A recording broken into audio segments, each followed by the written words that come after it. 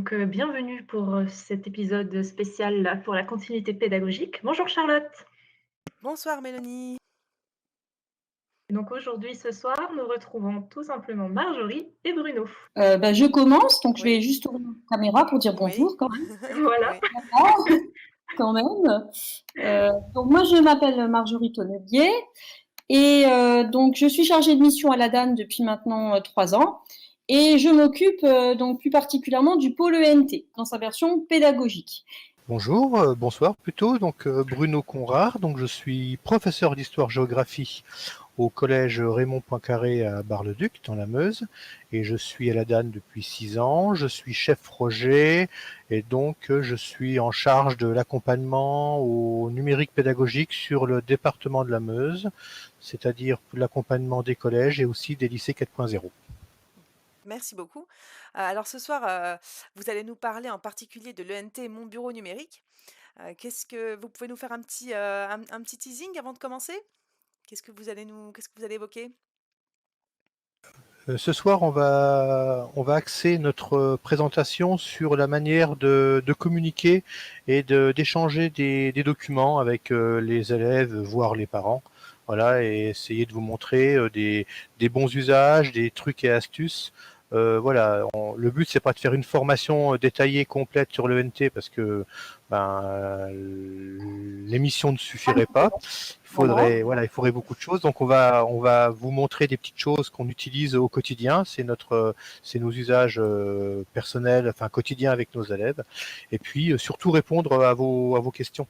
Voilà, c'est surtout ça l'intérêt, c'est que si vous avez des questionnements sur la manière de partager des documents, de communiquer avec les élèves, leurs parents, c'est un peu le but de cette émission. Oui, n'hésitez pas surtout à partager vos questions, hein. Nous, on les relaie dans le chat. Le but, c'est vraiment de créer un Voilà. échange. Dans la Merci beaucoup. discussion publique surtout. Tout à fait. Merci beaucoup. On va vous laisser la parole. On peut couper les caméras pour que vous puissiez faire votre présentation. Merci beaucoup. Bien, je vais partager ma caméra et on va commencer par la messagerie de l'ENT. Donc, je vais partager ma caméra.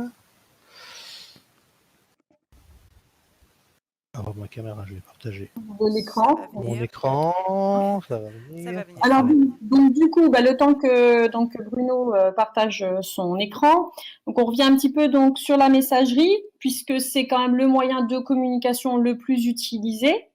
Mais comme le dira tout à l'heure Bruno, c'est un petit peu aujourd'hui le service qui nous a posé problème. Voilà. Bruno, c'est bon pour toi? Je ne sais pas si vous voyez mon... C'est en cours. Voilà. Donc là, vous êtes sur mon ENT, je suis connecté, et donc je vais me mettre sur la messagerie. Alors, comme le disait justement Marjorie, la messagerie, alors je ne sais pas si vous avez essayé ce matin de vous connecter à l'ENT, il y a eu quelques petits soucis de connexion le matin, c'est revenu à peu près à la normale vers 11h30, vers 11h30. Simplement, on s'est aperçu quand même que, et ça c'est connu, c'est que on va dire que le maillon, entre guillemets, le maillon faible de l'ENT, c'est un peu la messagerie. C'est un service qui est très très sollicité, qui surcharge. D'ailleurs, cet après-midi, peut-être que je ne sais pas si vous l'avez utilisé, mais parfois il vous met un petit message d'erreur. Il suffit généralement de rafraîchir pour que la messagerie refonctionne correctement, mais il y a beaucoup d'utilisation.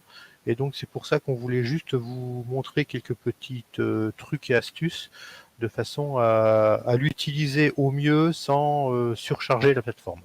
Voilà, donc je suis sur ma messagerie. Hein. Vas-y, tu voulais dire Marjorie. Justement, le problème en fait de la messagerie, c'est que souvent beaucoup de collègues l'utilisent ou l'utilisaient surtout lors du premier confinement pour mettre à disposition des documents. Et du coup, il y a eu donc on va dire un rétrécissement du canal de la messagerie, c'est-à-dire que maintenant les pièces jointes ne dépassent pas 2 mégaoctets. Mais même en ne dépassant pas 2 mégaoctets, ça fait quand même beaucoup de mégas qui se stockent au niveau de la messagerie. Et c'est ce qui pose problème. Donc là, si vous remarquez, et là, de toute façon, Bruno va un petit peu en parler un petit peu plus, mais il faut aussi savoir que si vous regardez maintenant votre bloc d'accueil, le bloc messagerie qu'on a quand on se connecte à l'ENT, sur la page d'accueil, en fait, il a été déconnecté parce que lui aussi, il prenait beaucoup de, voilà, si vous voulez, comment dire, d'octets dans les serveurs et aussi les notifications.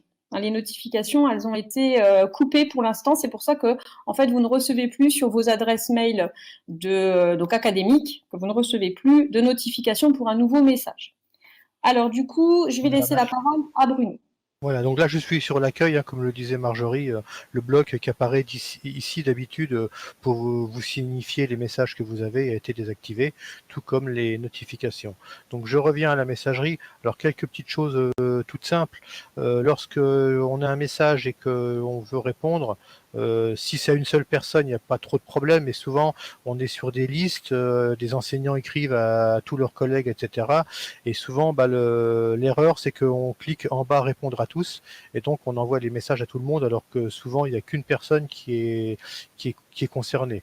Alors vous l'avez peut-être vécu dans votre établissement, vous recevez les messages de tout le monde, et ça surcharge vraiment la messagerie, surtout s'il y a une pièce jointe. Parce qu'il faut savoir que la pièce jointe, elle est envoyée à tout le monde, et donc ça fait beaucoup de flux, souvent qui n'est pas toujours utile.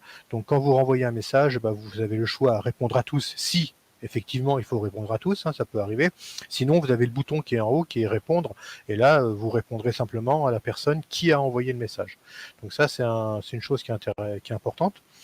Alors ça c'est le premier point, voilà, c'était juste quelque chose que moi j'ai vécu pas mal dans mon établissement avec des messages qui arrivent dans tous les sens. Autre chose, lorsqu'on rédige un message, je voulais vous montrer que la recherche de destinataire. Vous avez l'assistant destinataire, donc vous allez retrouver vos classes. Donc là, vous pouvez écrire à tous les élèves, aux enseignants, aux responsables parents. Ça, je pense que vous l'avez déjà utilisé. C'est comme une messagerie classique. Par contre, si vous voulez écrire à des élèves, par exemple, qui ne sont pas dans votre classe, il va falloir utiliser un autre moyen. Il faut passer par l'annuaire. Et lorsque vous allez dans l'annuaire, vous choisissez le profil, alors un élève, un parent ou un enseignant.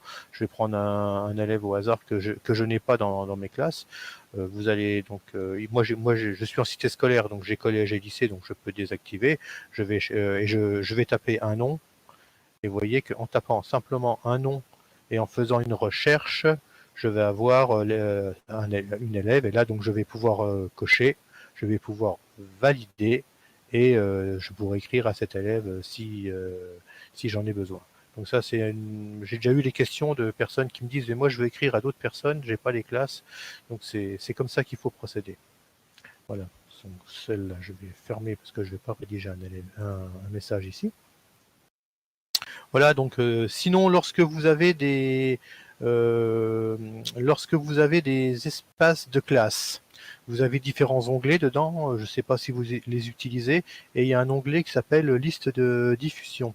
Et si vous l'activez, ça vous permet d'avoir ici dans mes rubriques, vous allez avoir ici, vous allez avoir directement la liste des personnes qui sont dans vos classes, et donc quand vous voulez écrire à tous les élèves de la classe ou à toutes les personnes du groupe, parce que c'est pas obligatoirement un groupe, un espace de classe, ça peut être un groupe de langue, etc.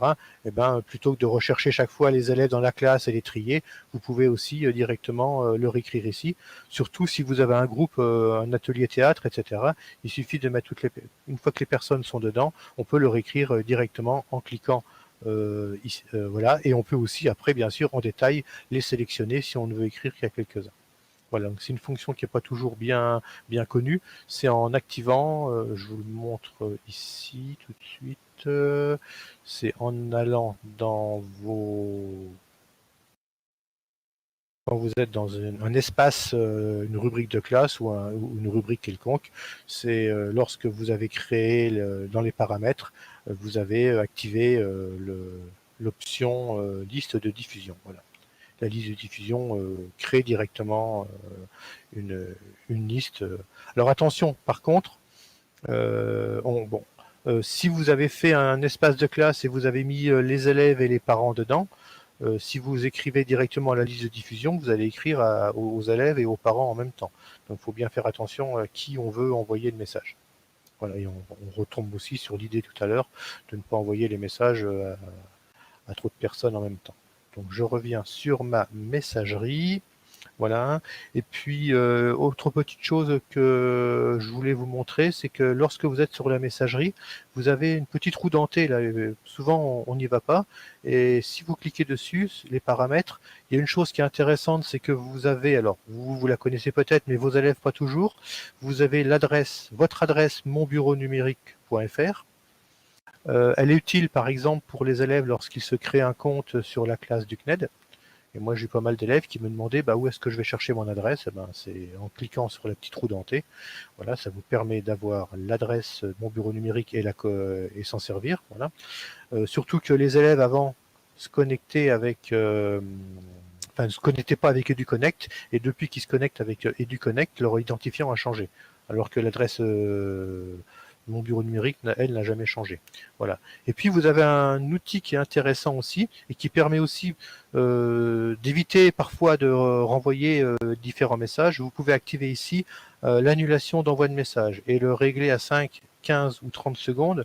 Ça vous permet, ça vous est déjà arrivé, moi ça m'arrive de temps en temps, on fait un message, on clique et on dit mince, j'ai oublié de mettre quelque chose dedans, donc on refait le message. Donc ici, vous pouvez avoir une durée où le message ne sera pas envoyé et vous pourrez l'annuler. Donc je trouve que c'est un service qui est pratique et qui évite aussi d'envoyer des messages qu'on doit renvoyer juste après, parce que c'est vrai que des fois on est un peu pressé et on oublie de mettre certaines choses dedans. Voilà pour la messagerie. Je ne sais pas, Marjorie, si tu as d'autres choses à faire, à dire. Non, non, je pense que c'était très clair. Voilà.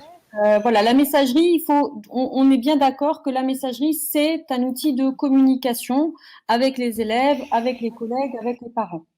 Mais pour ce qui est donc de la mise à disposition de documents, à ce moment-là, on va privilégier d'autres services. Oui, c'est ce qu'on vous conseille. Voilà, est-ce que tu veux bien que on passe à... Alors, parler rapidement de l'accusé de réception. Oui, tout à fait. Oui, excuse-moi. Oui, tout à fait. Il manque quelque chose dans cette messagerie, c'est un accusé de réception. Vous savez, dans les messageries classiques, vous pouvez demander à ce que la personne, lorsqu'elle reçoit le message, clique en disant « j'ai bien reçu le message ». Alors bien sûr, ça ne reste que du déclaratif. Si la personne ne clique pas dessus, vous n'aurez pas l'information. Mais moi, je me suis aperçu lors du précédent confinement que ça manquait beaucoup, parce qu'on ne savait pas si les élèves avaient vraiment reçu le message ou pas. Alors comme je le dis, c'est du déclaratif. Donc on peut contourner, ou on peut créer un petit service qui va permettre d'avoir un accusé de réception. C'est en se servant des formulaires. Alors je ne sais pas si vous avez déjà utilisé les formulaires, on pourra en reparler tout à l'heure. Dans Service personnel, vous avez des formulaires que vous pouvez créer. Ce sont des petits sondages, etc. Et vous pouvez créer un petit formulaire. Je vais vous montrer à quoi il ressemble, parce que c'est vraiment quelque chose de très très simple. Je vais l'éditer. Vous créez un formulaire. Donc, en gros, vous laissez quasiment par défaut. Authentifié, on sait qui a répondu. Réponse non modifiable. Et sur la page 1, on met juste accusé de réception du mail. J'ai bien pris connaissance et compris le contenu du mail. Et on enregistre ce formulaire. Et lorsque vous faites un message, eh bien, alors je vais retourner à ma messagerie. Si je rédige un message à quelqu'un, je peux intégrer un formulaire. Vous voyez, ici, je peux intégrer un formulaire. Donc, moi, c'est ce que je fais avec mes élèves et je leur expliquais que ce serait bien qu'ils cliquent dessus pour que je sache qu'ils ont bien pris connaissance du message. Donc ici, on me demande de chercher le formulaire. C'est le formulaire qui s'appelle... Il faut que je le retrouve... Où est-ce qu'il est? J'en ai beaucoup, les formulaires. Questionnaire... Il est sur la page, il est sur la deuxième page. Où est-ce qu'il est? J'en ai trop des formulaires. Je ne vois pas accusé de réception. Il est au-dessus, monte, il est juste au-dessus. Voilà. Oui. Là, au-dessus. Ah bah voilà. Oui, voilà. Et puis voilà, donc ici j'ai mon formulaire et donc je fais OK et donc les élèves, eux, quand ils voient un lien, ils cliquent dessus, ils ont le bouton, ils cochent et donc voilà, c'est une petite astuce pour se faire facilement un accusé de réception. Alors si vous voulez l'avoir en détail, dans les tutos qu'on a fait sur mon bureau numérique, que vous trouvez sur le portail académique ou sur le site de la DAN, il y a un tuto entièrement détaillé qui explique pas à pas comment faire ce formulaire et pour pouvoir l'utiliser. On va mettre le lien dans Voilà. le chat. On va se permettre de mettre le lien dans le chat, Voilà. comme ça vous pourriez avoir accès. Voilà. Et voilà, on n'a pas le temps ici de le faire en détail, mais vous avez, on a fait un tuto pas à pas qui reprend toutes les étapes et ça vous permet d'avoir un formulaire. Et vous récupérez dans le formulaire après, c'est expliqué aussi, et vous voyez quels sont les élèves qui ont coché, qui ont vu le message. L'expérience que j'en ai du confinement de l'an dernier, c'est que généralement quand l'élève va sur le message, il clique sur le bouton, quoi. Il aime bien montrer aussi qu'il a vu le message. Voilà, je crois que j'ai fait plus ou moins le tour sur les formulaires. Et donc, on va passer à d'autres services de l'ENT qui vous permettent de mettre à disposition des élèves des documents, des informations, sans obligatoirement passer par la messagerie. Oui, tout à fait. Donc, tu partages ton écran, je départage le mien. Oui, tout à fait, merci. Alors, donc, je partage l'écran. Oui, parfois ça met un petit peu de temps, mais ça va arriver. Oui. Juste qu'il veuille bien, voilà. Donc, le temps que je fasse tout le partage. Charlotte, est-ce qu'il y avait des questions par hasard? Alors, non, il n'y avait pas de questions. D'accord. Questions particulières. D'accord. Alors maintenant, on va passer donc à la partie, donc on va dire concernant les documents, le dépôt de documents. Et il est donc possible d'utiliser différents services. Alors, le service qui est on va dire celui qui est très utilisé, ce sont donc les rubriques. Donc, dans l'espace des classes, les enseignants peuvent créer des rubriques. Alors, je vais juste aller récupérer ma souris. Voilà. Donc là, vous voyez ici.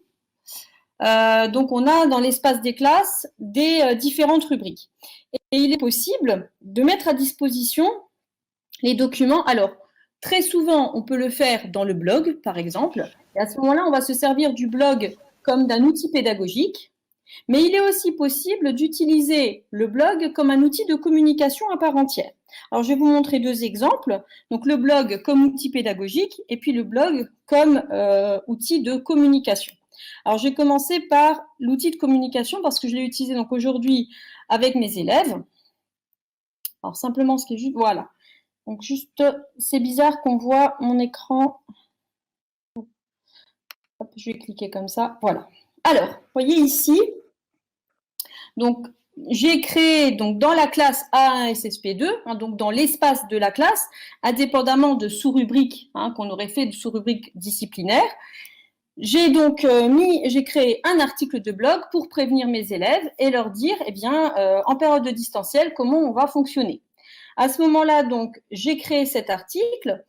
Je l'ai mis directement donc en accès principal, c'est-à-dire en article d'accueil. Si on regarde dans paramètres de la rubrique ici, vous voyez qu'on a page d'accueil, service blog. Excuse-moi, Marjorie, est-ce que tu peux repartager ton écran parce qu'on ne voit pas très bien D'accord. Ou actualiser ta page ou voilà. Alors, je vais repartager l'écran, ce sera peut-être plus facile. Ouais, ça sera peut-être plus simple. Parce que... Ah bah ça y est, là on voit mieux. C'est bon? Ouais, là c'est plus clair tout d'un coup. D'accord. Donc, si vous voulez cet article de blog, l'idée aussi, c'est qu'il sera amené à évoluer. Donc, je l'avais dit aux élèves, j'aurais dit voilà, à partir du moment où on aura, donc là, on a le planning, s'il y a des modifications, ce sera toujours dans cet article-là. Ce qui fait que les élèves peuvent donc consulter cet article et puis surtout, ils peuvent consulter, je récupère ma souris, que j'ai perdue, voilà. Ils peuvent consulter, si vous voulez, alors, je vais juste réactualiser parce que j'ai l'impression qu'on ne voit pas bien. Confirme, oui, effectivement. Est-ce que c'est peut-être à cause de ta souris? Non, voilà, ça y est, c'est bon, c'est bon. Voilà. C'est juste, en fait, je pense qu'il y a un petit temps de latence par rapport à ma connexion. Et donc, si vous voulez, dans cet article, là où ça nous sert vraiment comme outil de communication, c'est qu'on y a placé le planning des semaines à distance. Ce qui fait que les élèves donc, savent le téléchargent et savent toujours donc, quand est-ce qu'ils ont une visio ou surtout qu'attendent les collègues, comme travail par exemple, et surtout où trouver les documents. Donc vous avez ce planning. J'ai aussi ouvert les commentaires. Alors c'est une possibilité qu'on a hein, quand on crée un article de blog. Je vais le faire avec vous tout de suite. Alors hop, je retourne, je vous montre. Hein. Quand on crée un article, eh bien on peut ici, en bas, activer ou pas les commentaires. Alors, quand le 3/4 du temps, je ne le fais pas, mais là, comme je me suis dit que les élèves pouvaient avoir des questions, hein, c'est très intéressant quand même que ça apparaisse ici parce qu'on peut du coup commenter et puis on répond aussi à tout le monde. On n'est pas obligé de faire justement passer par la messagerie pour répondre aux différentes questions des élèves. Donc ici, envoyez les commentaires avec ou sans modération. Si je retourne dans mon blog, donc comme je vous le disais, cet article-là, les élèves l'ont vraiment en visuel et peuvent donc très rapidement avoir les informations. Donc là, c'est vraiment un outil de communication. Après, on peut aussi se... Oui. Excuse-moi, il y a une petite question. Peut-être que tu peux remontrer comment est-ce qu'on parvient au blog. On a un collègue qui demande comment parvient-on au blog. Alors, en fait, ici, on va juste revenir là. Donc, en fait, quand je clique sur une rubrique de classe, alors, attention, il faut bien que dans la rubrique en question, vous voyez ici, j'ai cliqué sur une rubrique de classe, vous voyez que là, il n'y a pas le blog, hein, parce que ma collègue, elle n'a activé que l'accueil et les dossiers partagés. Si on veut l'activer, donc on va dans paramètres de la rubrique et on va activer le blog. Voilà, je peux le faire, ce n'est pas un problème. Et puis, quand on consulte la rubrique, c'est-à-dire l'élève, ou vous, hein, c'est pareil, quand vous cliquez sur, voyez, sur le nom de la classe, eh bien, vous voyez en haut le blog. Et là, vous pouvez avoir des articles. Hein, vous cliquez à droite, il y a juste une petite latence entre ce que moi j'ai à l'écran et ce que vous avez. Oui, il y a une petite latence et ça a un peu du mal à charger. Voilà. Oui, c'est dommage. Donc, je vais essayer, ce que je peux essayer de faire, c'est je vais arrêter le partage et le relancer. Si ça se trouve, ça... Oui. Dans tous les cas, quand vous avez votre espace de classe, vous pouvez sélectionner dans les paramètres de la rubrique l'onglet blog et ça va faire apparaître blog sur l'espace de classe.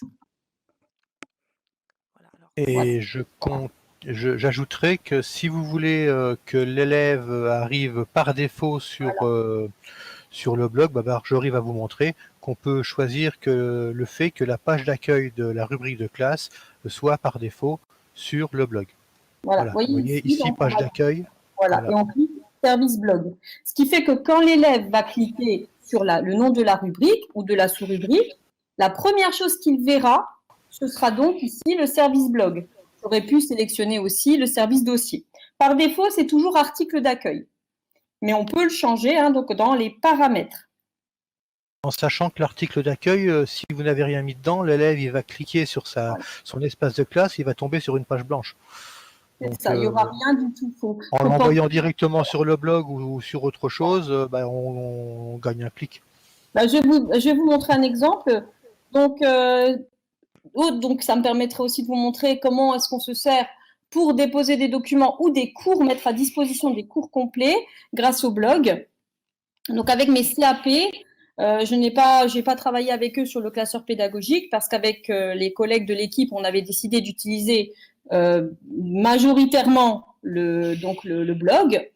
Donc, avec mes CAP, il faut juste que je les retrouve, voilà. Vous voyez, quand mes CAP cliquent, ils arrivent directement sur le blog. Ah, ça apparaît, voilà, ici.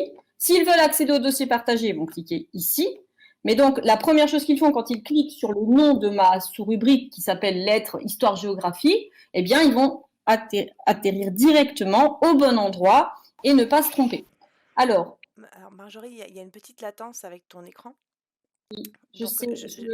Voilà, donc je ne sais pas à quelle vitesse tu cliques, mais du coup, nous, on ne voit pas exactement la même chose quand tu parles.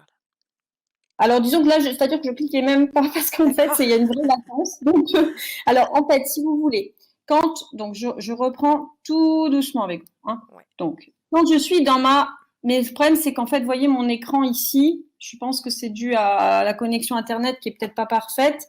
Ouais. Mais donc, si vous voulez, dans votre espace des classes, vous avez votre liste de rubriques, hein, les rubriques auxquelles vous avez accès, que vous avez créées. Et quand vous cliquez, si vous avez décidé que c'est donc le blog que les élèves vont voir, comme on vous l'a montré tout à l'heure avec, avec Bruno, quand on va dans Paramètres, Service blog, c'est la première chose que les élèves verront. Donc ici, si vous voulez, voilà, je retourne, c'est juste que c'est embêtant parce qu'en fait, on ne voit pas bien. À chaque fois, il y a une petite latence qui est dommage. Mais bon, là, l'élève, quand il arrive, hein, voilà, ça va tout doucement, ça va venir. Mais vous voyez, il voit bien le grand lien bleu. Avec à chaque fois, je pense à mettre toujours une petite image pour que ce soit un petit peu, que ça donne envie hein, de regarder et donner déjà aussi un petit aperçu de ce qu'il va y avoir dans le blog lui-même, dans l'article lui-même. Et donc, quand l'élève, lui, clique ici sur le lien, eh bien, il va avoir accès au document. Alors, j'attends juste parce que je pense qu'il y a une petite latence. Et donc, dans ces articles de blog, ce qui est intéressant, c'est qu'on peut mettre beaucoup de choses différentes. On va pouvoir mettre des pièces jointes de nature très différente, des diaporamas, on peut mettre par exemple des PDF ou des documents donc en traitement de texte, mais on peut aussi, dans le corps même de l'article, intégrer des vidéos, des images. Là, c'est le cas. Hein. Vous voyez ici, hein, cette vignette-là, c'est en fait une capture d'écran que j'ai fait de ma page, donc de mon diaporama. Je l'ai transformé en image et je l'ai intégré. Ce qui fait que, du coup, le blog, au niveau pédagogique, tout comme au niveau de la communication, est toujours très visuel et très esthétique. Toujours plus esthétique que la messagerie. Alors là, juste le temps qu'il y ait de la latence. Voilà, mais vous voyez, j'ai pu intégrer des vidéos. J'attends juste que ça veuille bien se remettre. Donc, j'ai intégré des vidéos. Et puis, je vais aussi aller en bas pour que vous voyez bien. J'ai aussi donc intégré à la fin un document de travail à compléter, qui est un document Word. Voilà, vous voyez ici. Alors évidemment, le temps que ça apparaisse, bon, c'est un petit peu dommage. Mais donc, vous voyez que en fait, le blog permet de mettre à disposition des documents ou des cours complets facilement et les élèves sont toujours au même endroit. Hein, ils ont tout à portée de main. Donc ça, c'est pour la partie le blog comme outil de communication et outil pédagogique. Est-ce qu'il y a des questions sur ce point, Charlotte, auxquelles je n'aurais pas répondu ou pour des points sur lesquels je n'ai pas été très précise? Pour le moment, pas de questions. Pas de questions. Vous n'hésitez pas à me dire si je ne suis pas assez précise. Après, voilà. Alors après, on peut aussi utiliser, et ça je laisserai un petit peu la parole à Bruno, mais on peut aussi utiliser les dossiers partagés pour mettre à disposition des documents. Donc, je partage mon écran peut-être? Voilà, tout à fait. Moi, je vais juste... Attends, je déconnecte. Hop. Voilà, comme ça, tu peux partager ton écran. Voilà, je te laisse faire. D'accord, voilà, j'attends de partager mon écran. N'hésitez pas à intervenir dans le chat. Hein. On relaie vos questions en direct. En fait, les dossiers partagés, le temps que Bruno vous montre, hein, les dossiers partagés, ce qu'il y a d'intéressant, c'est que ce sont vraiment des espaces de stockage. Hein. Vous pouvez y placer des diaporamas ou des PDF ou des documents Word, par exemple. Et donc, les élèves vont pouvoir avoir accès à ces documents. Donc, on est vraiment ici dans le dossier partagé dans sa dimension espace de stockage. On peut aussi utiliser le document partagé, c'est-à-dire l'utiliser pour, par exemple, du travail de groupe. Hein, on pourrait créer un dossier partagé et les élèves, s'ils ont les droits sur ces dossiers, peuvent ajouter des documents ou les modifier. Alors, on a une question à ce sujet. Quelle est la quantité maximum en octets que l'on peut déposer sur les dossiers partagés? Alors, la rubrique en entier, à la base, elle fait 200 mégas. Mais on peut très bien augmenter hein, la capacité. Ça, il faut demander à votre administrateur ENT d'aller dans administration et quota pour les rubriques et on peut vous augmenter le quota pour la rubrique en entier. Et donc, par conséquent, pour les dossiers partagés. On peut vraiment aller très loin quand même. Hein. On peut multiplier par 10, ça pose aucun problème. Après, il faut juste être sûr que ce sera utilisé. Mais bon, c'est pas... Voilà. Et puis, il faut vérifier de temps en temps. Effectivement, quand vous avez tendance à mettre des documents dans les dossiers partagés, il faut bien penser à vérifier de temps en temps qu'effectivement, on n'est pas en over-quota sur la rubrique en elle-même. Charlotte, j'ai un petit problème de partage d'écran. Oui, apparemment, ça ne se partage pas. Ouais, il me dit erreur autorisation Voilà. n'a pas été accordée. Et par contre, Peut-être que Marjorie se remette présentateur et se redéconnecte présentateur, je sais pas. Non, parce peut-être que que là tu es présentateur. Oui, Ouais, donc peut-être que si tu déco-reco, je me déconnecte et je me reconnecte. oui, par exemple. Ouais, Alors, je vais essayer. Merci. Et voilà. Et juste pour compléter ce qu'on disait tout à l'heure par rapport donc au dossier partagé et par rapport aux documents qu'on peut mettre à l'intérieur, quand vous ajoutez un fichier dans un dossier partagé, on vous dit 5 fichiers maximum, 200 mégas maximum par fichier. Donc on peut mettre 200 mégas par fichier. Donc après, c'est comme je vous dis, après il faut juste faire attention que la rubrique ne soit pas considérée comme en over quota. Donc là, il faut juste voir avec avec votre administrateur ENT. Donc juste, Charlotte, est-ce que j'étais claire sur cette partie-là? Est-ce que la personne a eu la réponse qu'elle attendait? Eh bien, la personne va nous le dire. En même temps, notre collègue Gaëtan a répondu aussi dans le chat, donc normalement, il devrait avoir toutes les infos qu'il souhaitait. Voilà. Alors, donc le temps que Bruno réussisse à faire le partage d'écran. Donc, si on récapitule, on a pour le dépôt, la mise à disposition de documents, on peut donc utiliser les rubriques avec le blog, les dossiers partagés. On peut aussi utiliser le blog des rubriques comme un espace de communication. Mais on peut aussi utiliser donc d'autres services. Alors simplement, Voilà. là, je pense que voilà, comme ça Bruno va vous montrer un exemple là, donc de dossier Voilà. partagé. Voilà, donc là, vous m'entendez? C'est On voit bon? tout, on te voit bien, c'est super. Ok, d'accord. Donc là, je suis sur l'espace partagé de ma classe de 6e. Donc vous voyez, j'utilise le blog. Hein. Par défaut, les élèves arrivent sur le blog, comme le disait Marjorie. Voilà, et là, je leur ai mis des vidéos qu'on avait vues en classe, juste pour illustrer. Vous voyez, les vidéos sont là. Choses qu'on a vues en classe, que je leur remets là. Et il y a donc l'onglet dossier partagé. Alors moi je fonctionne comme ça depuis un bout de temps, c'est que pour chaque leçon je fais un dossier et je mets dedans différentes informations. Et là actuellement on a commencé aujourd'hui une nouvelle leçon avec mes élèves et donc il y a des documents que je leur ai partagés, donc je leur ai indiqué dans le travail à faire où se trouvaient les documents. Je les ai même pas mis dans le travail à faire, je les ai mis là et j'aurais demandé d'y aller. Donc si je vais là, voyez-vous, j'ai par exemple une correction à des questions qu'on avait faites la semaine dernière et qu'on n'a pas eu le temps de corriger. Donc j'ai fait, voilà, ici j'ouvre, je ne sais pas si vous allez le voir. Est-ce que vous voyez là? Oui. Oui, donc là vous avez les réponses aux questions. Donc les élèves peuvent faire de l'autocorrection. J'aurais demandé de regarder eux-mêmes et de s'autocorriger. Et puis, j'ai préparé une activité classeur dans lequel j'ai mis un questionnaire. Et ce questionnaire, je l'ai aussi doublé. Je l'ai mis ici pour des élèves, pour qu'ils puissent le retrouver aussi facilement sans aller sur l'activité classeur. Donc là aussi, voyez-vous, j'ai remis le questionnaire que j'ai prévu de leur faire cette semaine. Je l'ai mis ici. Donc il est toujours très facile de partager des documents. Autre chose que l'on peut faire, alors je vais vous le montrer sur une classe de 4e par exemple. Il m'arrive par exemple de travailler sur le TBI et de faire de faire directement une capture d'écran de ce qu'on a fait au TBI et de le mettre dans les dossiers partagés. Comme ça, les élèves retrouvent tout ce qu'on a fait en classe.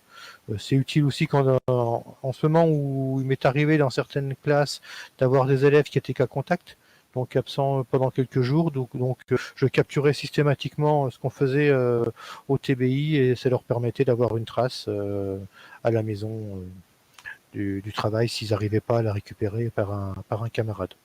Donc voilà pour le partage d'écran, le partage documents sur dossier partagé. Et si vous n'utilisez que les dossiers partagés dans la rubrique de classe, bah, vous allez dans paramètres, je vais le faire ici. Hein. Vous voyez, moi par défaut j'ai service blog, mais si je vais cocher service dossier ici et que j'enregistre, eh bien si je retourne maintenant par défaut sur ma classe de 4e, eh ben, vous allez voir que je vais tomber directement sur les dossiers. Donc ça permet ce paramétrage de la rubrique permet de faire venir les élèves directement sur ce que l'on veut qu'ils voient en premier. Moi je sais que j'ai des collègues qui ne se servent que des dossiers partagés et donc ils ont activé cet onglet et les élèves arrivent directement sur les dossiers dans lesquels ils déposent des documents, etc. Alors, je précise une petite chose aussi qui est intéressante depuis qu'on a la bureautique en ligne collaborative. Dans les dossiers partagés, pardon, il y a de l'écho. Dans les dossiers partagés, s'il y a, si vous voulez, donc les droits nécessaires ont été accordés aux élèves, donc rédacteurs avec mise en ligne, eh bien, ils peuvent modifier directement un document qu'ils auraient mis dans un dossier partagé, pour peu que ce soit un document Word, Excel ou PowerPoint. Et ça, ils pourront le faire grâce à la bureautique en ligne. Alors, juste peut-être, si tu veux bien, Bruno, si tu prends dans un dossier partagé, si tu as un dossier partagé dans lequel tu as un document Word ou PowerPoint. Juste pour Alors, je crois pas parce que généralement, ce que je fais, c'est que je mets, je mets généralement des documents PDF pour que les élèves puissent les ouvrir plus facilement et je ne crois pas avoir de documents Word dans mes dossiers partagés. Alors, mais si vous avez un document Word, c'est automatiquement vous avez l'onglet modifié avec la bureautique en ligne. Voilà. Alors attention, il faut juste bien penser, c'est souvent ce que les gens ne font pas et ils ne s'en rendent donc pas compte. On va vérifier. Quand vous avez votre document, d'accord, quand vous avez votre document Word ou PowerPoint, eh bien, vous avez un bouton Action au bout de la ligne. Et alors là, Bruno, tu peux cliquer. Ici, voilà, Action. Donc ici, je peux le renommer ou supprimer. Voilà. Parce que c'est un PDF. Mais si vous aviez eu un document Word ou un document PowerPoint ou Excel, eh bien, en fait, on a des petites possibilités supplémentaires qui apparaissent. Si on a les droits nécessaires, donc vous, généralement, quand vous créez vos dossiers partagés, vous êtes gestionnaire, donc vous les avez. Les élèves, s'ils sont rédacteurs avec mise en ligne, aussi. Et donc, ils peuvent, si vous voulez, visualiser. Par exemple, admettons, vous avez fait un travail de groupe, d'accord? Vos élèves, ils ont mis un premier document, d'accord? Vous l'avez regardé et vous avez apporté des modifications. Eh bien, l'élève qui a déposé le document, qui en est donc propriétaire, eh bien, il peut, en cliquant sur Action, visualiser le document ou l'éditer directement. Donc, il n'est pas obligé de télécharger, puis de rebasculer de nouveau le document dans le dossier partagé. Donc ça, c'est quelque chose qui est intéressant, qu'on n'a pas forcément, que les collègues n'ont pas forcément remarqué, parce que c'est dans les boutons Action qui sont en bout de ligne. Souvent, les gens ont tendance à cliquer simplement sur le nom du document et donc de le télécharger. Voilà. Autre petite chose qui est utile quand vous êtes dans les dossiers partagés, vous avez ici créé un document avec Microsoft Online et comme la suite Office en ligne est intégrée à l'ENT, ça peut permettre à vos élèves d'avoir directement en cliquant dessus, ils peuvent directement faire un document, un Word, un Excel ou un PowerPoint directement en ligne et le mettre dans les dossiers partagés, en sachant que si un élève est rédacteur avec mise en ligne, il peut le faire. Il faut simplement qu'il ait ce droit-là. S'il est juste lecteur, il ne pourra pas le faire. Mais s'il est rédacteur avec mise en ligne, il pourra directement écrire, faire un document directement dans les dossiers partagés. Voilà. Alors, il faut savoir qu'en fait, juste, je précise, oui. Il faut le rôle modérateur pour qu'il puisse créer le document. Modérateur. Plus modérateur. Un rédacteur avec mise en ligne va pouvoir modifier un document qu'il aura téléchargé sans problème. Mais ça, c'est une chose dont on pourra éventuellement parler demain, puisque demain, on parle de la partie collaborative, donc on y reviendra. Là, c'était juste pour vous expliquer, parce que ça peut être quelque chose pour les élèves, on va dire, c'est moins lourd en termes de charge que de tout le temps télécharger et ensuite rajouter le fichier. Voilà. Alors, si maintenant, donc voilà, là, on a parlé des rubriques, donc comme espace de stockage, comme espace de mise à disposition de documents ou espace pédagogique. Maintenant, je pense que ce serait intéressant de faire un petit point sur le classeur pédagogique et le cahier de texte, à savoir donc les services pédagogiques de l'ENT. Alors, donc, je reprends un petit peu. Donc, voilà. On va parler du classeur pédagogique. Et puis ensuite, je vais sur le mien, tu partages ton écran. Bah écoute, pour l'instant, c'est pas mal. Tu peux aller sur le tien, puisqu'en plus, on voit bien quand toi tu le fais. Ok, Donc, voilà mon classeur pédagogique. Le classeur pédagogique, ce qu'il a d'intéressant, c'est qu'il permet donc de créer des activités. Et dans ces activités, on va pouvoir intégrer des contenus différents. Alors, un petit peu comme pour le blog, hein, on va pouvoir intégrer des vidéos, on va pouvoir intégrer du texte, des images, mais aussi, une petite chose en plus, on peut enregistrer sa voix. Donc, par exemple, là, justement dans le cadre de l'enseignement à distance, parfois on aime bien rajouter des petites consignes. Eh bien, on peut le faire. On peut, en enregistrant sa voix, ajouter des petites choses pour rendre aussi cet enseignement à distance un peu plus humain. Parce que c'est souvent les élèves, voilà, ils sont face à leurs documents et on essaye de le rendre, on va dire, plus lisible, plus sympathique. Mais surtout, ce qui est intéressant, c'est que donc on va pouvoir aussi ajouter un certain nombre de pièces jointes. Voilà, on va pouvoir ajouter des pièces jointes. Ici, par exemple. Voilà, ici, vous avez un questionnaire. Voilà, donc les élèves cliquent dessus, téléchargent le questionnaire. Donc, ce qui est donc intéressant, c'est que justement, le classeur pédagogique fonctionne par agrégation de contenu. C'est-à-dire, si vous avez un PowerPoint qui est déjà tout prêt, eh bien, vous pouvez, via la pièce jointe, l'ajouter. Et comme ça, les élèves, en fait, ils ont accès aux documents et même des documents qui peuvent être volumineux. Voilà. Oui, pièce jointe, c'est facile, c'est le petit icône en forme de trombone, comme on retrouve généralement sur les messageries. On clique sur pièce jointe, on va chercher la pièce jointe et on l'enregistre dedans. Et voilà. Voilà, et comme vous le voyez ici, on peut mettre énormément de fichiers. Il y a marqué 32 fichiers maximum de 200 mégas. Donc, on peut mettre des vidéos qui... Voilà. Voilà, donc on peut intégrer des fichiers. Pardon, pas les vidéos, excusez-moi, les vidéos. Alors, les vidéos, c'est pareil, on peut. Si on clique, voilà. Avec ici. Voilà, si on clique ici. Et pareil. Ici, audio et vidéo, voilà. Voilà, et 200 mégas, c'est quand même appréciable. Voilà. Donc, là où je voulais en venir avec l'idée du classeur, c'est de dire que voilà, on peut créer un ensemble pédagogique, une activité qui est cohérente. Ça peut être une séance de cours ou une partie d'un cours, et le mettre à disposition des élèves. Alors, on a deux solutions, et c'est ça que le classeur pédagogique est vraiment intéressant. On va pouvoir le diffuser. Donc, on va diffuser l'activité qu'on a créée à des classes. Voilà, donc ici, dans Action, vous voyez, diffuser une copie à. Voilà. Donc, voilà. Diffuser, ça veut dire qu'on va prendre l'activité et on va la mettre dans le classeur pédagogique des élèves. En gros, c'est ça. On va leur copier l'activité dans leur classeur pédagogique. Eux, ils vont accéder. Dès qu'un enseignant va diffuser, alors moi je suis en histoire géo, dès que je vais diffuser ma première activité, ils vont avoir un onglet histoire géo qui va se créer. Dedans, il y aura mes activités. Si mon collègue de maths envoie une activité de maths, ou à la première activité de maths, ils auront une boîte maths et dedans, ils auront les activités. Et donc, ce qui est intéressant, c'est qu'on a deux solutions. On peut faire un exemple. Voilà, donc alors il faut savoir que là aussi, c'est intéressant. Si on diffuse une activité du classeur, donc elle arrivera dans le classeur pédagogique et comme vous l'avez vu sur la gauche, directement dans le menu, on a bien un classeur pédagogique qui apparaît et donc c'est comme un classeur virtuel que les élèves peuvent consulter tout au long de l'année.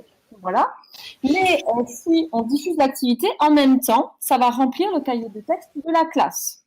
Donc, pour la séance-là, il y aura marqué, voilà, en gros, c'est l'activité qu'on a fait ce jour-là. Alors, on a une petite question d'un collègue qui nous demande si toutes ces actions peuvent se faire également avec un téléphone ou une tablette. Parce que quelques-uns de ces élèves ne disposent pas d'un ordinateur, mais seulement d'un téléphone ou d'une tablette. Oui, alors, oui. Je vais te répondre, vas-y. Oui. Oui, bah, tout est ce qu'on appelle responsive, hein, ça veut dire que ça va s'adapter. Alors moi, j'ai vu des élèves le faire sur téléphone. Bon, c'est petit, mais bon, ils sont habitués plus que moi. Je l'ai déjà fait moi sur tablette aussi. Hein, ça m'est déjà arrivé de faire une activité ou de lire quelque chose que j'avais fait sur la tablette et ça se met tout à fait à la forme de l'écran et ça marche relativement bien sur. Je l'ai vu faire sur Android ou sur iOS, font Apple. Donc ça marche très bien, quoi. Il n'y a pas de souci là-dessus. Moi, mes élèves, souvent, hein, ils l'utilisent parce que bon, même si on est en lycée 4.0, parfois ils ont oublié leur matériel, leur équipement. Alors du coup, ils me disent, Madame, est-ce que je peux? Et oui, et ils voient, franchement, comme c'est ce qu'on appelle responsive design, c'est-à-dire que ça va s'adapter à la taille de l'écran et ça fonctionne bien. Voilà, c'est vraiment quelque chose qui fonctionne. Alors, je précise quand même, hein, donc pour revenir à ce que je disais par rapport à la diffusion, on a deux solutions quand on diffuse une copie. On peut le faire donc si Bruno clique, hein, si tu cliques sur une classe. Si je clique sur une classe, je peux le diffuser. Alors, soit à une heure précise, je vais le mettre au mardi ou au vendredi 9 de 9h à 9h50, automatiquement, dans le cahier de texte, ça va apparaître, hein, et c'est juste pour l'heure-là. Je peux aussi sélectionner des élèves, hein, si je veux l'envoyer, cette activité qui a quelques élèves, je peux les cocher et je peux envoyer qu'il y a quelques élèves. Donc pour la différenciation, ça peut être intéressant. Et par contre, si vous voulez donner un travail à faire à la fin de la semaine, qui n'est pas rattaché automatiquement à une heure de l'emploi du temps, ce qui est un petit peu le cas actuellement, parce que actuellement les élèves sont à la maison, on leur demande de faire le travail pour la fin de la semaine ou pour jeudi, etc. Eh bien, on peut choisir sur date. Et là, on va choisir. Donc, je vais choisir une classe. Je vais aller sur date. Et normalement, je devrais avoir.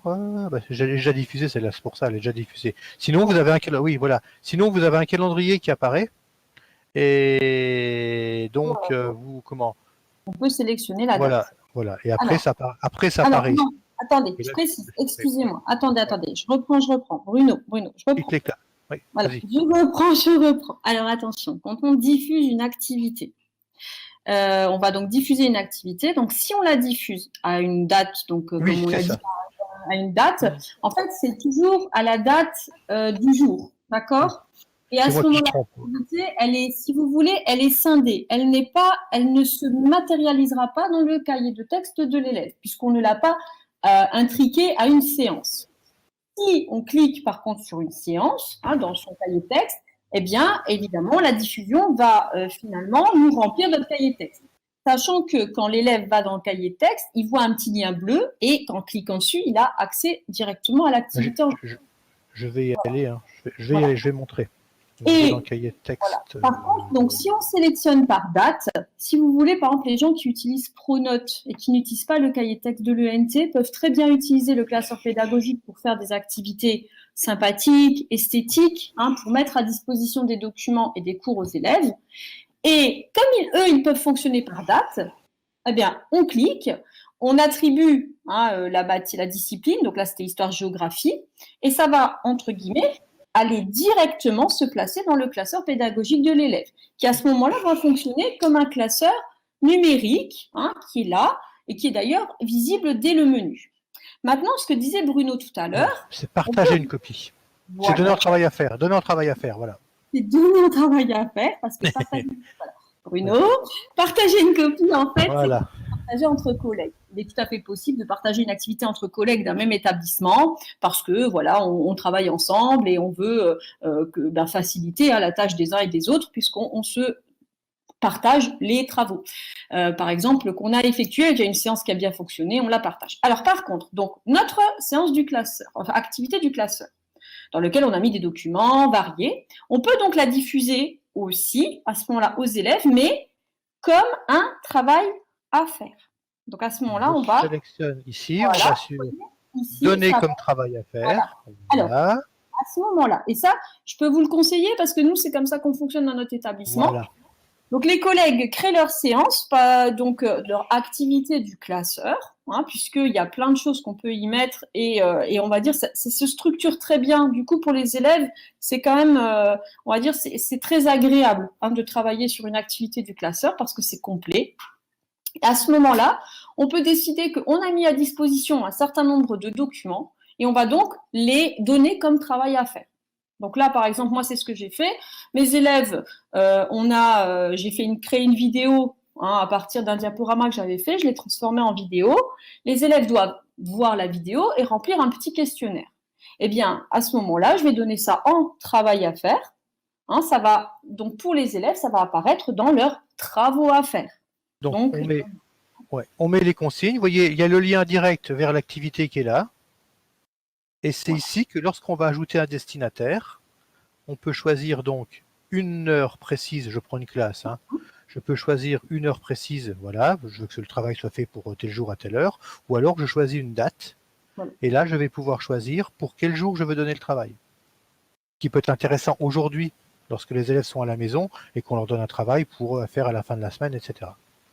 Voilà. Et donc, ils le verront apparaître, mais ce ne sera pas lié à une heure précise de la journée dans l'emploi du temps, mais eux, ils le verront pour tel jour. Je peux vous montrer un travail à faire. J'ai partagé du travail comme ça avec des élèves. Alors, celui-là, je ne vais pas le donner parce que j'ai déjà donné, mais si je vais dans mon cahier de texte, alors, je vais quitter cette page. Voilà, si je vais dans le travail à faire, voilà, et de mes élèves, vous voyez, ici, voilà. Les élèves alors ont, donc là c'est le temps là, et le détail, le voilà. Ils ont le lien, je leur ai donné des consignes en plus. Voilà. Ils ont le lien, et c'est à faire pour le vendredi 9. Voilà, c'est pas rattaché à. Alors j'aurais pu mettre une durée si j'avais voulu, etc. Et ça apparaît dans leur cahier de texte en travail à faire. J'en profite pour, excusez-moi Oui. de vous couper, mais j'en profite pour relayer une question qui a été répondue dans le chat, mais je la relais pour les collègues qui nous regarderaient en replay. S'agissant des activités consultables sur smartphone ou sur tablette, le collègue en question nous demande si les élèves doivent installer l'application Mon Bureau Numérique ou simplement une connexion Internet suffit. Notre collègue Gaëtan a répondu qu'un navigateur Internet suffit et que l'application en fait ne donne accès qu'à quelques fonctionnalités restreintes de Mon Bureau Numérique. Voilà. Tout à fait. Voilà, parce que en fait, si vous voulez, comme justement on a dit que donc Mon Bureau Numérique était responsive design, ça veut dire qu'en fait c'est le site qui va, si vous voulez, s'adapter aux écrans. Donc vous, quand l'élève en fait va donc sur sa tablette ou sur son téléphone, il met l'adresse de son établissement dans un navigateur. Et il va se connecter comme il le ferait sur donc un ordinateur de bureau ou un ordinateur portable. C'est le même principe. L'application, elle est un petit peu différente, donc elle est pour smartphone ou pour tablette, mais effectivement, on va dire, elle n'est pas complète pour l'instant. Et donc, elle va de toute façon, quand vous allez cliquer, vous allez être renvoyé vers le site, s'agissant des activités du classeur.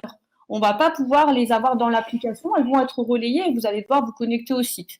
Donc voilà, donc les élèves, moi je leur ai dit, les élèves le savent, ils se connectent sur le site via leur smartphone ou leur tablette, si tablette ils utilisent. Alors après, je précise donc, je terminais juste sur cet état de fait. En fait, il faut que vous sachiez que l'interface de vos élèves, je pense que vous l'avez déjà remarqué, mais c'est vrai que c'est toujours bon à dire, l'interface de vos élèves n'est pas la même que la vôtre. Vous, quand vous êtes sur votre page connectée, vous voyez donc il y avait le bloc messagerie, il y a le bloc emploi du temps et puis le bloc actualité. Les élèves, eux, ils ont vraiment très très visible, ils ont le travail à faire. Et c'est pour ça que c'est vraiment intéressant quand on donne un travail à faire, que ce soit avec ou sans activité du classeur, travail à faire, eh bien il apparaîtra de façon très visible pour les élèves. Et là où l'activité du classeur, elle est vraiment intéressante, c'est parce qu'elle permet de mettre à disposition des documents de nature très variée et d'être complète. C'est vraiment une unité pédagogique complète. Oui, voilà. Ici sur la page d'accueil, ma page d'accueil, les élèves, ils ont un bloc en plus avec travail à faire. Donc automatiquement, par défaut, dès qu'ils se connectent à l'ENT, ils tombent ils voient le travail qu'il y a à faire. Et c'est pareil pour les parents aussi. Les parents ont aussi le bloc travail à faire qui apparaît. Donc il n'y a pas besoin d'aller dans le cahier texte, etc. Que nous, en tant qu'enseignants, on va dans le cahier texte pour vérifier le travail à faire. Eux, ils l'ont sur la page d'accueil. Donc ça, c'est très intéressant. On a une petite question d'une collègue qui demande si on peut vérifier si le travail a été fait. Oui. Alors, si on l'a donné en travail à faire, oui, alors je vais me mettre en travail à faire. si on l'a donné en travail à faire, on a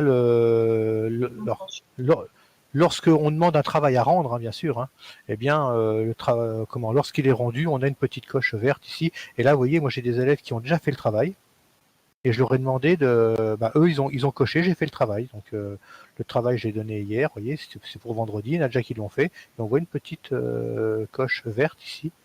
Voilà, c'est donc ces élèves, ils ont fait le travail. Ou ils l'ont pas fait, mais en tout cas, ils ont coché, j'ai fait le travail. Si c'est un travail à rendre, eh ben, j'aurai aussi une indication avec le fait que le travail a été rendu tel jour ou telle heure. Voilà. On a une traçabilité en gros du travail. Alors, donc après, je précise, il y a toujours donc 2 types de travaux dans le NT. Il y a 2 types de travaux. Il y a ceux qui nécessitent une remise en ligne. Donc là, c'est le travail à faire avec remise en ligne. Et ceux qui ne nécessitent pas de remise en ligne. Donc à ce moment-là, l'élève va simplement donc le déclarer fait. Hein, quand il y a remise en ligne, eh bien l'élève lui va devoir, quand il va ouvrir, on va lui dire, eh bien tu dois déposer un document, tu dois déposer un enregistrement ou un petit texte, et sinon, eh bien il va déclarer fait le travail. Donc lui, pour l'élève, en fait, il y a deux comment dire, il a 2 cases différentes. Hein. Il y en a une où il y a marqué rendre et l'autre où il y a marqué déclarer fait. Donc là aussi, l'élève, il sait très bien s'il y a un rendu à faire ou pas. Hein, on peut très bien dire. Je vais montrer. Si je reprends une activité, peu importe, et que je donne un travail à faire, moi, voilà, ici, je peux demander moi, c'est sans remise en ligne, mais je peux demander avec pièce jointe ou avec un texte ou avec enregistrement audio. Et donc, l'élève, il devra, soit il aura un endroit pour déposer les pièces jointes, soit il aura un espace pour taper sa réponse, soit il pourra avoir un enregistreur en ligne, il pourra enregistrer sa réponse, avec un micro, quoi. Hein. Ici, avec l'enregistrement audio, vous voyez, fichier joint, etc. Donc, l'élève pourra, directement rendre le travail, et donc on aura une indication que le travail a été rendu tel jour à telle heure. Et en fait, si vous voulez, pour l'élève, c'est très facile parce que suivant le mode de réponse qu'on a choisi pour lui, il n'a pas 50 choix. C'est-à-dire que lui, il va simplement voir le travail qui a été donné. S'il y a une activité du classeur qui est liée, elle va apparaître en bleu. Hein, donc sur la forme d'un lien bleu qu'il faudra cliquer. Et ensuite, après, on lui dira, eh bien, il y a un espace, si c'est des pièces jointes, il y aura un espace. Donc, on peut rendre plusieurs pièces jointes. Et puis, si c'est un enregistrement audio, il aura le petit enregistreur. Et si c'est un texte, il aura donc la partie texte où il peut taper donc un petit éditeur. Voilà. Donc, c'est assez fléché finalement. Et donc, nous, en tant qu'enseignants, on a accès donc à un outil de suivi. Hein, quand on clique sur travail à faire, hein, comme l'a montré tout à l'heure Bruno, tu peux retourner s'il te plaît. Travail à faire, voilà. Voilà, vous voyez, vous avez, quand vous cliquez sur le travail, vous avez l'outil de suivi qui vous permet de voir si l'élève a déclaré fait ou pas le travail. C'est souvent ce qui est le plus difficile, c'est le déclarer fait. Souvent, ils n'y pensent pas. Par contre, rendre un travail, ils savent qu'ils ont une pièce jointe à ajouter ou un enregistrement ou un texte. Alors, dans le cadre du travail à rendre, on a une petite question d'un collègue qui demande quel est le poids maximum de la pièce jointe que les élèves peuvent déposer. De tête, je crois que c'est 10 mégas. Donc, c'est plus important que ce qu'on a dans la messagerie, par exemple. Oui, parce que la messagerie, on est limité à 2 maintenant. Je dis peut-être des bêtises, je revérifierai, mais je crois que c'est bien 10 mégas. Après, peut-être que Gaëtan, dans le chat, peut corriger si je dis une bêtise, mais il me semble.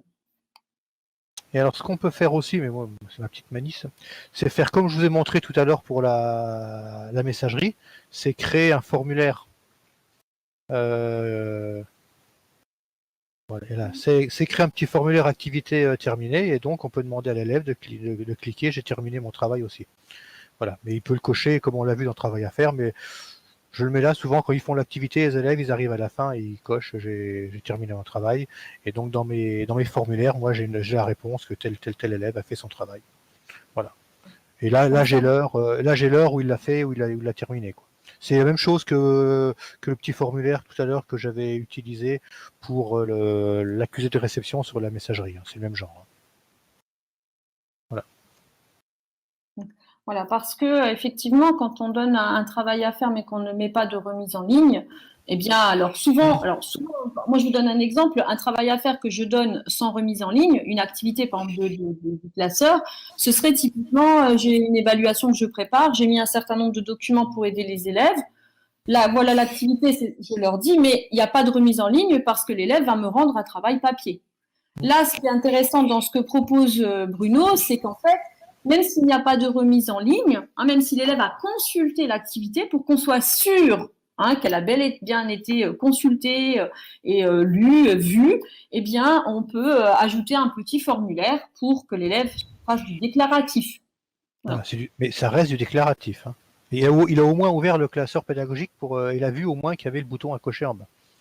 Après, on peut même aller plus loin. On peut utiliser ce formulaire aussi pour poser des questions pour être sûr. Voilà, à ce Oui. moment-là, ça sert d'évaluation, comme dans Oui. une classe inversée, par exemple. Là, le questionnaire que j'ai fait, j'aurais pu faire un formulaire et mettre les questions dedans. Et lorsque les élèves répondent aux questions, je reçois les réponses sur mon bureau numérique, quoi. Donc, Je peux éventuellement évaluer après, hein. Ça peut être, voilà, là, c'était pas le but de cette activité-là, mais on peut très bien après évaluer les réponses des élèves grâce à un formulaire. Mais c'est peut-être l'occasion de faire un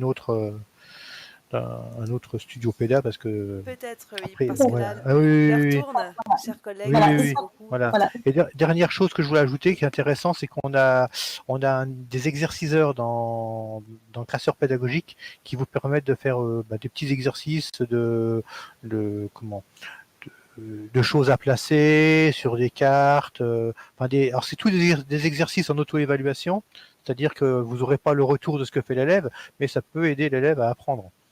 Il fait un essai, ça va pas, il y a des textes à trouille, des choses comme ça qu'on peut créer. Ici, j'ai créé une vidéo interactive, ça veut dire que la vidéo se déroule et lorsque l'on arrive à une question, il appuie sur un bouton et la question apparaît. Voilà. Et après, la vidéo s'arrête. Une fois qu'il a répondu, il passe à la suite, etc. Donc ça peut être bien aussi pour certaines classes où les élèves ont un peu de mal sur des vidéos. En gros, la vidéo s'arrête à un endroit, il y a la question, il répond, il passe à la suite.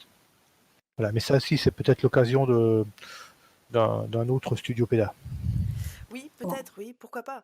Pourquoi pas? Alors, On va être obligé de s'arrêter à moins qu'il Mm. y ait quelque chose encore d'important. Marjorie, que tu Non, voulais dire? alors, moi, non, je voulais juste justement donc clore en disant que on a donc le classeur pédagogique qui est là vraiment, je dirais, une manière très esthétique et intéressante de mettre à disposition des documents ou des unités de cours complètes, plus ou moins longues d'ailleurs. On peut voilà agréger beaucoup de contenu. Après, on peut créer des activités différentes par séance, ça aussi c'est possible. Et dans le cadre donc de la continuité pédagogique ou de l'enseignement à distance, c'est quand même vrai que le classeur apporte cette plus-value de pouvoir donc mettre à disposition les documents et si on les donne comme travail à faire, avec un rendu ou sans rendu, voilà, l'élève en fait sait ce qu'il a à faire. Voilà, ça le structure, il le voit apparaître dans sa page d'accueil. Plus, je dirais que si on utilise le blog par exemple, parce que ce qui est dans le blog reste dans le blog. À part si les élèves s'abonnent à blog et forum, mais de toute façon en période en période où le NT fonctionne pour, on va dire, en mode un petit peu pour l'enseignement hybride, en ce moment, ça a été désactivé. Donc voilà, je dirais que le classeur pédagogique et surtout le travail à faire, ce qu'il y a de positif pour l'élève, c'est qu'il le voit tout de suite depuis sa page d'accueil. Voilà. Et en Merci. plus, on a un beau rendu. Oui, c'est très Voilà, vous voyez, c'est assez esthétique, donc c'est assez attrayant, quoi. Merci beaucoup. Merci à vous deux pour toutes ces précisions. Euh, on va peut-être remettre la caméra pour conclure. Merci à tous d'avoir participé à ce Studio Péda. Merci à vous deux, Marjorie et Bruno. On se retrouve demain. Sur Oui. quelle thématique? Eh bien, on sera toujours sur l'ENT, mais on sera plutôt sur le travail collaboratif en utilisant d'autres outils d'autres services de l'ENT, principalement. Alors, on reviendra un petit peu au blog, mais le forum, le chat, voilà, sur d'autres services qui sont le pad aussi, qui sont intéressants pour travailler en collaboratif et à distance. Vous êtes évidemment tous et toutes les bienvenus demain à la même heure, à 17h15, pour, un nouveau Studio Péda. Je vous invite à aller faire un petit tour sur les notes partagées en haut à gauche de votre écran pour nous indiquer vos besoins d'accompagnement, vos besoins en Studio Péda, en fait, en thématique de Studio Péda. On sera à votre écoute. Merci à nos modérateurs aussi, à Valérie, à Vanessa, Marc, Laurent, merci beaucoup, pour la modération et on se donne rendez-vous demain.